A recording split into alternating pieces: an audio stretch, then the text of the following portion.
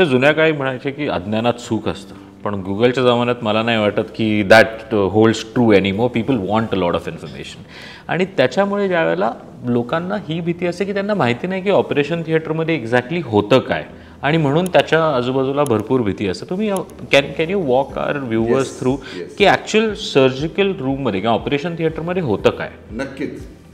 जसं मी आता थोडं बोललो की ऑपरेशनच्या आधी प्री ऑपरेटिव्ह फिटनेस म्हणजे प्री ऑपरेटिव्ह हेल्थ चेकअप हे करणं जरुरी असतं. जेव्हा ॲनेस्थेटिस्ट फिजिशियन्स सांगतात की आता पेशंट फिट आहे, शस्त्रक्रिया होऊ शकते, मग तेव्हा आम्ही ऑपरेशनच्या एक दिवस आधी रुग्णाला ॲडमिट करतो. ऑपरेशनच्या दिवशी सकाळी जेव्हा पेशंट रिकव्हरी एरियामध्ये होतो तिथं त्याचे सगळा फिटनेस चेक केला जातो. तो परत एकदा ॲनेस्थेटिस्ट येऊन सगळे आपल्याला प्रश्न विचारतात, BP चेक करतात आणि सगळं नॉर्मल असेल की मग त्या रिकव्हरीमधून तो पेशंट ऑपरेशन थिएटरमध्ये येतो. ऑपरेशन थिएटरमध्ये आल्यावर तिकडची जी नर्स असते आणि ॲनेस्थेटिस्ट जे आत असतात ते पण परत एकदा चेक करतात की कुठली बाजू ऑपरेट करायची, अँटीबायोटिक दिलं आहे की नाही, कन्सेंट आहे की नाही, ऑपरेशनच्या वेळेस पेशंटच्या मनात अजून काही वेगवेगळे प्रश्न आहेत की नाही, आणि त्यांना आम्ही रिलॅक्स करतो. त्यांचा काही स्ट्रेस असतो, operation definitely is a stressful condition, त्यामुळे तो स्ट्रेस त्यांचा आम्ही ॲनेस्थेटिस्टद्वारा कमी करतो. आणि नंतर मग त्यांना भूल दिली जाते. भूल 2 प्रकारचे असतात. एक तर कमरेखाली म्हणजे स्पायनल ॲनेस्थेशिया, रिजनल ॲनेस्थेशिया, आणि दुसरं म्हणजे जर कमरेत काही प्रॉब्लेम असेल, कमरेची काही शस्त्रक्रिया झाली असेल तर मग कंप्लीट पेशंटना भूल दिली जाते.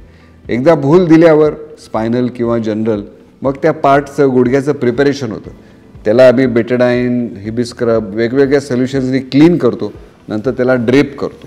आणि ते ड्रेप झाल्यावर मग ते सगळे जे इन्स्ट्रुमेंट्स, इक्विपमेंट, ट्रॉलीज आमचे सगळे जे असतात, लागणारे आमचे जे हत्यारं असतात ते एक ट्रॉली सिस्टर जी असिस्ट करते ते ओपन करतात आणि जे इम्प्लांट्स आहेत ते तयार ठेवले जातात. ऑपरेशनच्या वेळेस साधारण 6 ते 8 सेंटीमीटरचा चिरा दिला जातो.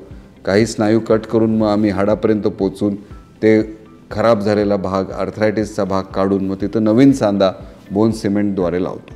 ते झाल्यावर मग त्याला टाके घेऊन व्यवस्थित ते बंद करतो, ड्रेसिंग करतो. भूल थोडी उतरली की मग परत रिकव्हरीत पेशंट शिफ्ट केला जातो.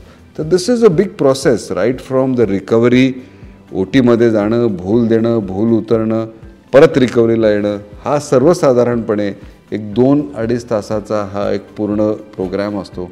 आणि हे 2-2.5 तास खूप महत्त्वाचे असतात. आणि अगदी आम्ही जे म्हणतो की रुग्णसेवा हीच ईश्वर सेवा, ही खऱ्या अर्थाने ह्या 2.5-3 तासात आम्ही मॅक्झिमम पाळायचा पूर्ण प्रयत्न करतो.